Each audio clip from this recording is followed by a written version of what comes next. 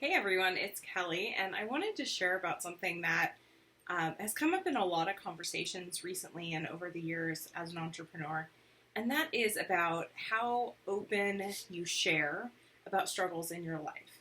And I know that authentic is this great big buzzword, and everyone does things in the sake of being authentic. But there's another side to it of knowing when it's okay to open up and share about something, whether that's something going on in your personal life, like a health issue or family change, or if it's something that's business related, whether positive or negative. And I tend to take kind of a middle road with it, which is that some people want to live every moment out loud, every moment on social media. They want people to have access to everything going on in their life, and they think that's the only way they can truly be transparent. And then some people are ultra private. They don't want their child's face on social media. They don't want to post when they're going on vacation. They don't share where they live or, who they're in a relationship with. And again, I kind of take this middle road of you're going to know what's good for you on a personal level. And if it involves other people in your life, of course, you come to some sort of agreement there. There's a lot of couples out there I know who do disagree on how much they should be publicizing about their own kids. But really, it's about being comfortable putting something out there and not putting something out there just because you want attention or, we say like head pats or, good for yous. There has to be, at least for me, a deeper meaning behind sharing something than just attention. So when I'm thinking about this, I always ask myself a few questions. When I go to share something, I want to know, is it constructive? Is there something that is within this as a lesson or something that could help other people? And this honestly keeps 80% of the thoughts in my head from going on social media because it's not constructive to be like, I just had a salad for lunch, or I really hate the taste of water when I've had, 4 bottles of water because it's hot outside. Most of the stuff that you think of that just pops into your head to share isn't of any entertainment or constructive value to anyone. And I wish more people would kind of get that and keep it off of social media. The second question I ask myself is how am I processing it? Now, sometimes we do need to process things in a public forum, or we need to just get it out there and get feedback. But there's something to be said for processing things in private and being able to have that process, whether that's with a therapist, a loved one, on your own, hopefully not in destructive ways, like with a bottle of booze. But, I always go back to like, how am I processing it?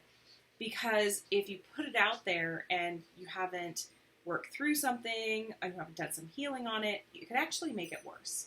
So I always want to look at like, am I approaching this as an adult who is, going through something, or am I trying to make the world my therapist? And it does seem like this would only relate to personal matters, right? Like, oh my gosh, I just found out someone said something horrible about me. But it's also business related stuff because there's so much drama that goes on and there's so much behind the scenes stuff that people want to share under the guise of being transparent that it maybe just doesn't need to be shared because it's not an appropriate setting. And we see that when businesses have kind of like breakups where either like the people in the business together were in a relationship or someone that was key to their business and kind of very visible leaves. Sometimes there's this big public ugly thing that happens, and while that might be honest, while that might be real, it's also a huge distraction and it could impact your brand in ways that you're not recognizing. So let's say that part of your business is teaching others how to do this online business thing, or how to be a great leader, or how to be a soulful CEO, or whatever the phrase is that you use. And let's say that through your social media posting and through your transparency, you are sharing over and over again how people are leaving your company, how they're ripping you off, how this person didn't treat you well. And imagine how that's how other people perceive you and your capacity then by sharing this. Now, I'm not a big believer in hiding things, of hiding the ugly sides of business, but I also think that, for me at least, I need to have a little bit of distance emotionally so I can share it honestly. When it's in the heat of the moment, when you're still going through it, it's really hard to be objective and to give that objective look at what's happening and not just react out of anger or frustration. So it's something I'll turn the question back on for you is, where do you kind of draw the line on what you're sharing, what you're being open and authentic and honest about, and what are you keeping private or just, thoughts in your own head? And I'll finish it with this quote from a comedian who I love. His name's John Richardson. He's from the UK. And he has this great line where he said, if I didn't obscure 98% of my thoughts, I'm pretty sure I would have no friends. And sometimes I think entrepreneurs forget that you can obscure some of your thoughts and ideas, and it doesn't mean that you're hiding. It just means that some things are private and not ready to be shared. So let me know what you think in the comments below.